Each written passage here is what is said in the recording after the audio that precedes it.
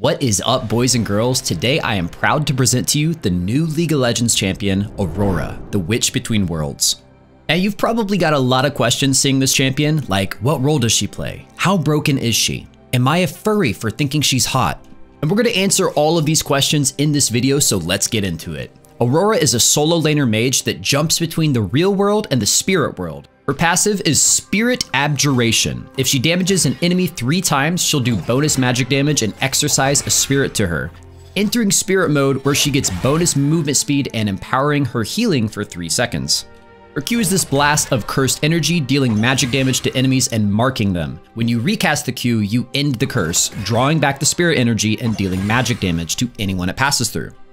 Her W is called Across the Veil. You hop in a direction, entering the spirit realm, becoming invisible. Oh my god, they made another invisible champ.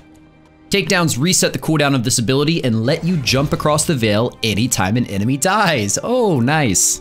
Aurora's E is called the Weirding. She shoots this laser that does damage and slows them. She also does a cute little hop backwards. She sends out a pulse that deals damage and slows enemies, but that's not all, because it also traps them in the spirit world. Now, if Aurora breaks the circle, she's going to get transported to the other side of it really fast. It's like a dash. But if enemies try to break the circle, they get bonked on the head, they take damage, they're slowed, and they get knocked back towards the center of the area. Cannot pass through the barrier. You can flash over it, but you can't just straight up walk into it. So there's her kit. Aurora is mobile, invisible, tricky, and her ultimate can disrupt and control teamfights and skirmishes in a way that not many champions can. Now, I had the privilege of talking to the champion designers at Riot that worked on Aurora, so I've got a couple of neat Aurora insights to give you guys.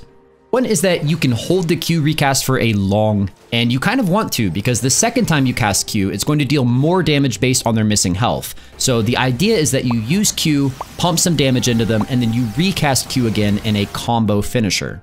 There's going to be lots of times you want to hold your Q recast for strategic purposes. Like here, Aurora holds it until her Arcane Comment is off cooldown, so it boops Hui with a little bit more damage. It's kind of clever. Her W is going to make Aurora an absolute nuisance. Not only does it allow you to chase over walls, it also makes you invisible for a decently long time. And like I mentioned, it resets with takedowns. So Aurora can theoretically be invisible for the majority of a team fight. So yeah, not sure how I feel about that, but moving on. Her E is the only typical form of CC she has, and it's just a slow. But it is this really cool looking laser, and you can use it in an interesting way in combination with her R.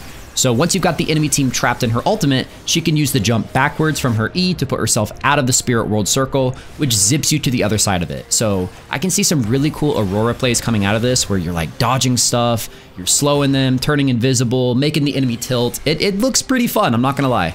Now, as for her role, like I mentioned, she's meant to be a top and mid laner, but I did ask Riot August if she would be playable as a support, and he basically scratched his very bald head. He thought for a moment and he was like, it's doable. So you know what? I'm taking that as a challenge. Let me know down in the comments if you guys want to see me play some Aurora support. The champ looks fun, complex in some ways, and very simple in others. And she has a pretty unique kit with some potentially very annoying parts about them. But overall, I really like her design.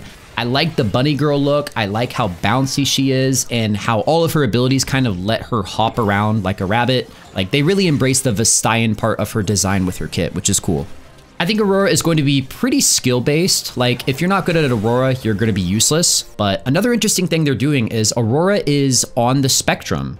Either autistic or whatever the League of Legends equivalent of autistic is, she's on the spectrum, and her voice lines, her lore, the way she interacts with other characters and sees the world, it's Riot's first true representation of a character that is on the spectrum, which I think is cool. Like, you don't often see that type of representation. You know, we have characters of different races and cultures and body types represented, but that's kind of something that is not really ever represented, or at least I never see it in video games, and it is real representation. It's not like Riot is ticking a box. The fact that she's on the spectrum, it's in her DNA as a character, and she sees the world very differently. The way she connects with people, it's just very different, and I'm excited to see how people receive a character like this.